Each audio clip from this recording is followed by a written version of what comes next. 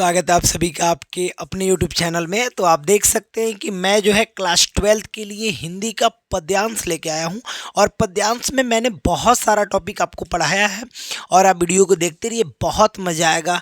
इसमें बहुत ही इम्पॉर्टेंट एक टॉपिक है जिसको मैं आपके सामने लाया हूं। टॉपिक क्या है? बैठी थी अचल तथापि असंख्य तरंगा। बहुत ही लाजवाब, ये क्या गजब मार्मिक चित्रण मैथिली शरण गुप्त जी द्वारा है। इसको आप अच्छे से देखेंगे और कैकई का अनुताप गीत में से लिया गया है। बहुत बढ़िया टॉपिक है और पेपर में कई बार पूछा गया है। तो चलिए इसको हम फाइनल करते हैं। 10 नंबर यहाँ से फिक्स आता है पेपर के लिए। चलिए तो ये कैकई का अनुताप यानी कैकई का जो है क्या अनुताप है उसको हम क्लियर करते हैं। बहुत ही बढ़िया टॉपिक है भाई।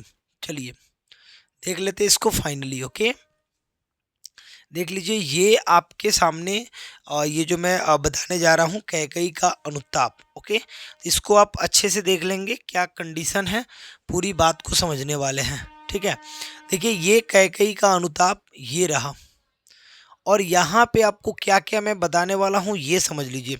सबसे पहले तो मैं आपको ये बता दे रहा हूँ कि भाई मैथिली शरण गुप्त जी द्वारा लिखा हुआ गीत से लिया गया है कैकई का अनुताप। ये इसका मतलब क्या है? तो कैकई माता जो है वो कैकई और राम जी के बीच में कुछ बातें हो रही हैं, उसके बारे में कहा गया है। क्या कहा गया है सुनिएगा, पूरी बात मैं आपको समझाने वाला हूं। इस बात का पूरा मतलब मैं आपको बताने वाला हूं, एकदम पूरा समझ में आ जाएगा। ठीक है, देखिए यहाँ बैठी थी अचल तथापि असंख्य तरंगा, वह सींगी अब थी हा गौमुखी गंगा। इसका मतलब क्या हुआ कि देखिए इसका अगर जो प्रसंग की हम बात कर ले तो इस पूरे टॉपिक में कैकई के अनुताप में कहा क्या गया है? तो राम जी के बीच में और कैकई माता के बीच में कुछ संवाद हो रहे हैं। उस संवाद में क्या बातें हैं? तो कैकई माता हर जगह पछतावा ही कर रही हैं और वो अपने जो उन्होंने किया है उस बात पे वो बहुत पछता रही हैं कि मैं गलत हूँ, राम जी को मुझे नहीं वनवास भेजना चाहिए, मैं अपने जिद के कारण, अपने सौगंध के कारण राम जी को वनवास भेज दी। इस बात के लिए वो खुद पछता रही हैं। इसी का बात कंडीशन क्या है? देखिए सबसे पहले क्या होता है कि यहाँ पे राम जी आते हैं और राम जी डायरेक्ट कहते हैं कि आप अपने बेटे को भी, मैंने कैकई की माता हो के भी आप भरत की माता हो के भी आप भरत को समझ न सकी। ठीक है, ये बात जैसे वो कहते हैं राम जी, उनके जवाब में कैकई माता क्या कहती हैं वो सुनना है। देखिए बैठी थी अचल तथापि असंख्य तरंगा, वह सींगी अब थी हा गौमुखी गंगा। यानी कि वो एक सफ़ेद चादर पहनी हुई बैठी थी, जैसे कि कुहरे में चांदनी का रूप हो, वैसे रूप धारण करके चुपचाप बैठी थी। तब तक राम जी ये बात कहते हैं कि आप जो है भरत को न समझ सकी, भरत की माता हो के भी भरत को न समझ सकी और वो ऐसे बैठी हैं और ऐसे उनका व्यवहार हो गया है, ऐसे वो बोल रही हैं। जैसे सुनिए क्या कह रहा है कि बैठी थी अचल तथापि असंख्य तरंगा, वह सींगी अब थी और हाहा गौमुखी गंगा। यानी वो कैकई जो पहले कितना जुबान से मतलब तेज बोलती थी और सिंह की तरह बहादुरनी थी, छतरानी थी और एकदम जो बोलती थी मतलब ऐसे खुला खुला बोलती थी। लेकिन अभी के टाइम में उनकी स्थिति ऐसी हो गई है कि गौमुखी गंगा की तरह चुपचाप बैठी हुई हैं। गंगा के पवित्रता मतलब अब जो बोल रही हैं वो भी बड़ा मस्त बोल रही हैं। उनकी आवाज़ें जो है एकदम सटीक निकल रही है। क्या है? हाँ जानकर भी मैंने न भारत को जाना। अब वो जवाब देती है। देखिए पहले वो सिंह के जैसे दहाड़ने वाली थी, अभी वो गंगा की तरह जो है एकदम शांत स्वभाव की हो गई हैं और सफ़ेद विधवा के वेश में हैं। और वो राम जी से फिर कहती हैं कि हाँ बात सही है कि हाँ जानकर भी मैंने भरत को न जाना। हाँ मैं उनकी माता हूँ, फिर भी सही बात है, मैंने आज तक भरत को नहीं माना।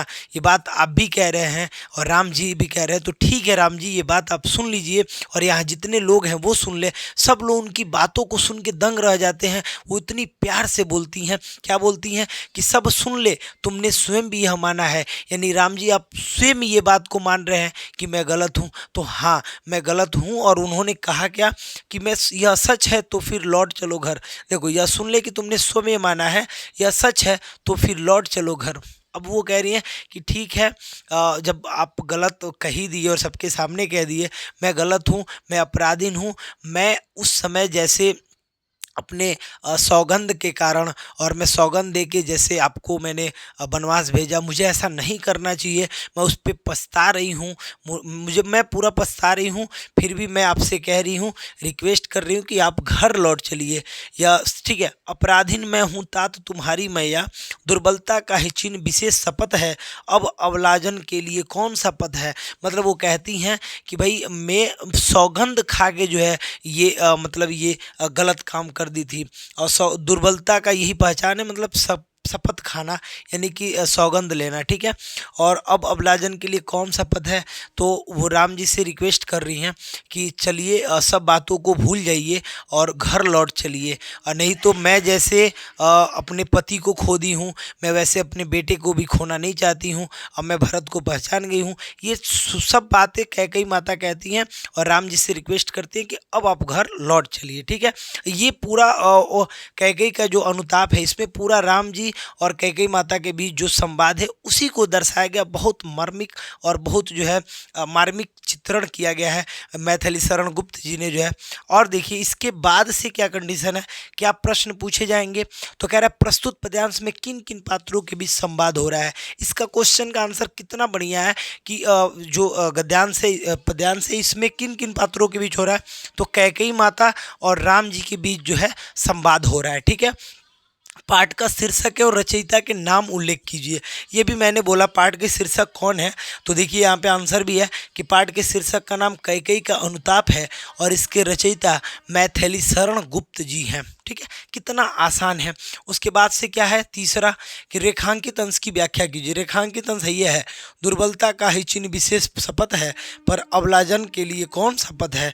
देखिए राम और भरत के परिसंवाद को सुनकर कैकेयी ने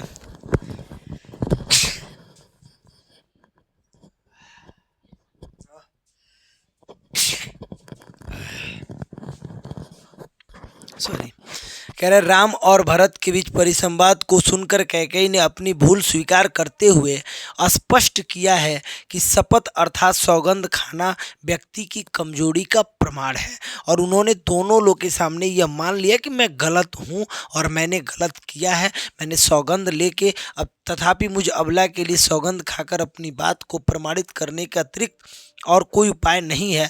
अब वह इसके अतिरिक्त क्या करे, शपथ खाना उसकी व्यवस्था है।